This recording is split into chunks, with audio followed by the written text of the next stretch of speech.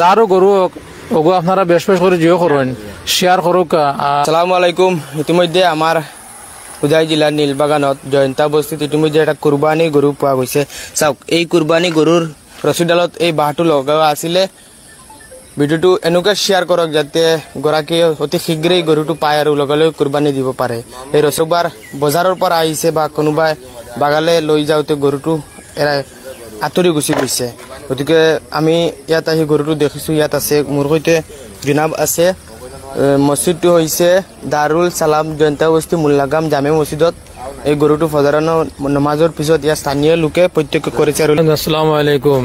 মাতিছে গিয়া ফজর নমাজ আমরা আই আর মসজিদ এই সময় আবু আন্দায় রয়েছে। আরে গরুটা রাস্তা পাইতে খুব আর দৌড়ে দৌড়ে স্পিডে যার গিয়া। আর ফোনালা দুই ভাই আসলা সাইকেল লিয়া যাইতে, তারা সাইকেল ব্রেক মারে গরুটা বাদে দরিয়া। আমরা তো সমঝাই দিছ, আমরা করছি কিন্তু মসজিদের বাঁধে আছে। যারও কুরবানির গরু ভাই আল্লাহর বন্ধা থেকে বড় ফেরেশানের মধ্যে ঢুকাইব বললাম, তো গরুটা আমরা মানে আটক করে তৈ দেই।